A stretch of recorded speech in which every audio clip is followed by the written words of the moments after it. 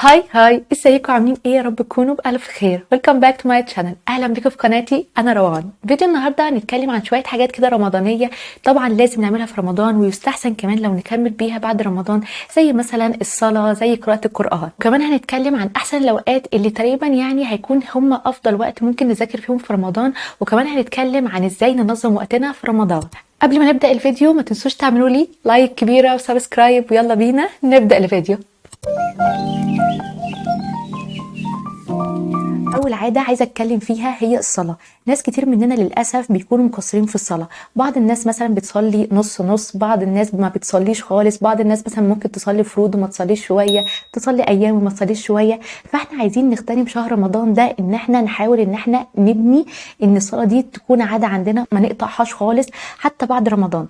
طبعا في بعض الاوقات بيكون الصلاه تقيله شويه علينا، ولكن احنا هنحاول عن قد ما نقدر ان احنا نصلي ونبقى متحفزين كده ومتحمسين كده للصلاه. وفعلا ان شاء الله ربنا هيفتحها علينا كلنا يعني، وننتظم في الصلاه وتكمل كمان معانا لبعد رمضان، ودي فعلا اهم حاجه. كمان حابه اتكلم عن نقطه تانية اللي هي ان رمضان ده ايام معدودات. في حاجات بتحصل في رمضان ما بتحصلش في اوقات تانية غير رمضان، زي صلاه التراويح. انا فعلا من الناس اللي ساعات كده مثلا بكون خلصت اكل عايزه انام، فبكسل مثلا على التراويح او كده، فبعمل المفتاح السحري بتاعي اللي بقعد اقول في دماغي ايام معدودات ايام معدودات انزلي صلي. طبعا ساعات كتير بقعد اقول مثلا نفسي دي سنه مش فرض، ولكن حتى لو هي يعني سنة فانا برضو عايزة حسنات زيادة. مين فينا في الدنيا دي كلها مش عايز حسنات زيادة؟ خصوصا كمان ان احنا في شهر رمضان ده بنحاول ان احنا نستغل كل حاجة فيه عشان نتطور من نفسنا للأحسن، فاكيد مش هنيجي عند العبادات ونقلل منها. فان شاء الله تجربوا يعني الموضوع ده، ان انتوا كل ما تكسلوا عن اي حاجة في الصلاة او عن التراويح تقولوا لنفسكم ايام معدودات ايام معدودات، وان شاء الله يعني تجيب معاكم نتيجة زي. تاني حاجة عايزة اتكلم فيها هي القرآن. القرآن فعلا يا جماعة من الحاجات اللي لازم يوميا نقرأها في رمضان. اساسا رمضان يعني قرآن. مش مهم كل واحد هيختم قد ايه مرة ولا 10 مرات، بس المهم ان كل يوم نقرأ قرآن.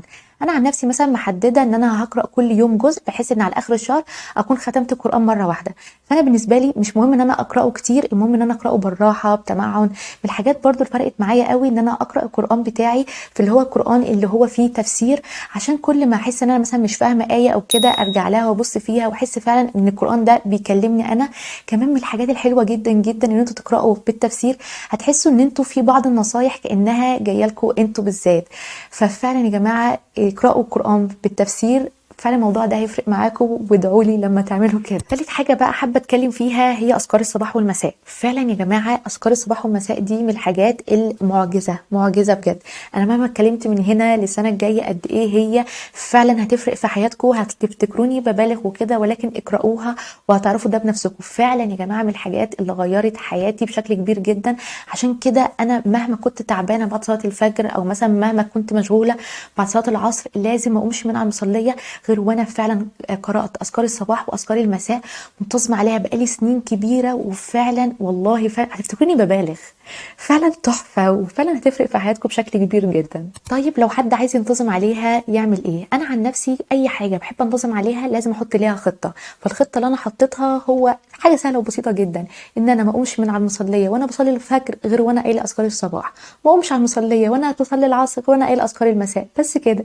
فعلا يا جماعه جربوها وفعلا هتفرق في حياتكم بشكل كبير جدا. بعد كده خلاص انا عن نفسي كده خلصت الجزء بتاع العبادات اللي انا بعمله. بعد كده اهم حاجه ان الواحد برضو وسط العبادات ما ينساش نفسه، ما ينساش مذاكرته، ما ينساش يعني الدنيا نفسها يعني.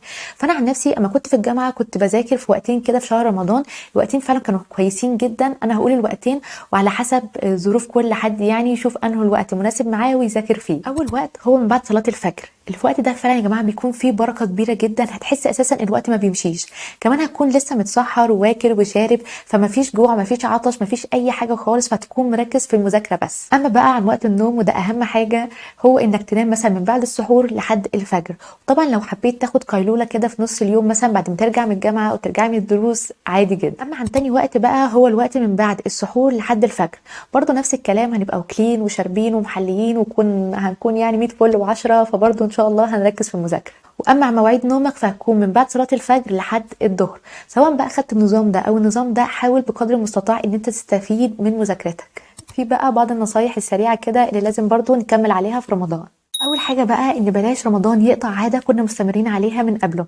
يعني مثلا لو انت شخص مثلا بتروح الجيم، عادي ان انت تكمل تروح الجيم، اكيد الساعه بتاعه الرياضه دي مش هتفرق معاك في اي حاجه، فعادي ان انت ممكن تروح تكمل الجيم بتاعك زي ما هو وتلعب رياضه. تاني حاجه حاول انك تطلع صدقه كل يوم، حتى لو جنيه، حتى لو 5 جنيه، حتى لو 10 جنيه. اكيد المبلغ البسيط خالص ده يعني مش هيفرق معاك في اي حاجه، ولكن اكيد هيفرق مع ناس تانية.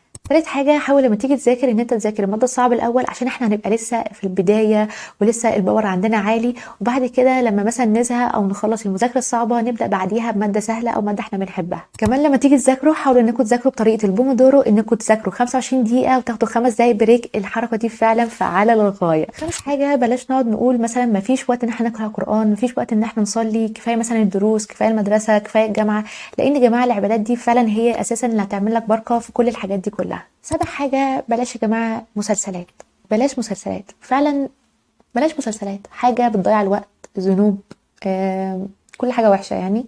ممكن مثلا نستبدلها بحاجة تانية مثلا زي ان احنا نقرأ كتاب. كمان حاول قبل ما تنام ان انت تكتب تو دو ليست فيها اهم 3 حاجات انت لازم تعملهم تاني يوم، زي مثلا مشوار معين، زيارة معينة، مذاكرة مثلا مادة معينة. ولحد هنا خلص فيديو النهاردة، اتمنى يكون عجبكم واستفدتوا منه. ما تنسوش تعملوا لي لايك وسبسكرايب، ولحد اشوفكم الفيديو الجاي كونوا بخير والى اللقاء.